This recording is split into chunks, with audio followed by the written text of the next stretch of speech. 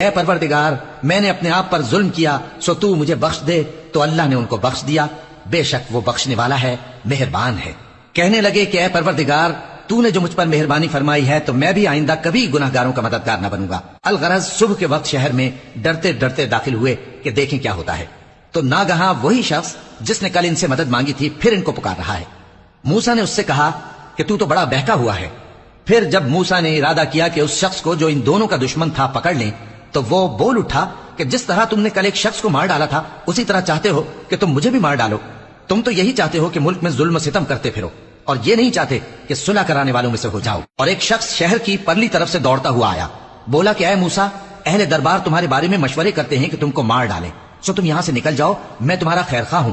چنانچہ موسیٰ وہاں سے ڈرتے ڈرتے نکل کھڑے ہوئے کہ دیکھیں کیا ہوتا ہے، اور دعا کرنے لگے کہ اے پروردگار مجھے ظالم لوگوں سے نجات دے۔ اور جب انہوں نے مدین کی طرف رخ کیا تو کہنے لگے امید ہے کہ میرا پروردگار مجھے سیدھا رستہ بتائے۔ اور جب مدین کے پانی کے مقام پر پہنچے تو دیکھا کہ وہاں لوگ جمع ہو رہے اور اپنے مویشیوں کو پانی پلا رہے ہیں، اور ان کے ایک طرف دو عورتیں اپنی بکریوں کو روکے کھڑی ہیں۔ موسیٰ نے ان سے کہا تمہارا کیا کام ہے؟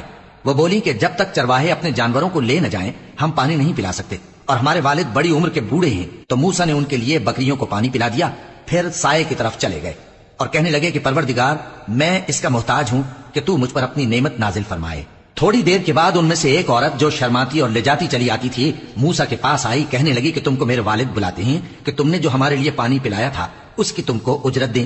پھر جب وہ ان کے پاس آئے اور ان سے اپنا ماجرا بیان کیا تو انہوں نے کہا کہ کچھ خوف نہ کرو، تم ظالم لوگوں سے بچ آئے ہو۔ ایک لڑکی بولی کہ ابا ان کو نوکر رکھ لیجئے، کیونکہ بہترین نوکر جو آپ رکھیں وہ ہے جو توانا ہو، امانت دار ہو۔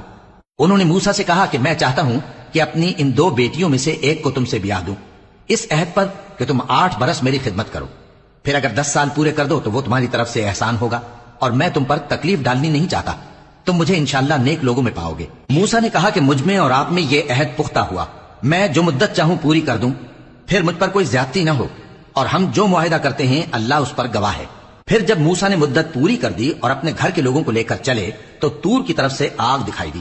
وہ اپنے گھر والوں سے کہنے لگے کہ تم یہاں ٹھہرو، مجھے آگ نظر آئی ہے، شاید میں وہاں سے رستے کا کچھ پتہ لاؤں یا آگ کا انگارہ لے آؤں تاکہ تم آگ تاپو۔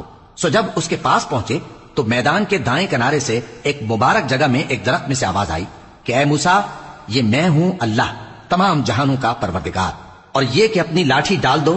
سو جب انہوں نے دیکھا کہ وہ حرکت کر رہی ہے گویا سانپ ہے تو پیٹ پھیر کر چل دیے اور پیچھے مڑ کر بھی نہ دیکھا۔ فرمایا موسیٰ آگے آؤ اور ڈرو مت، تم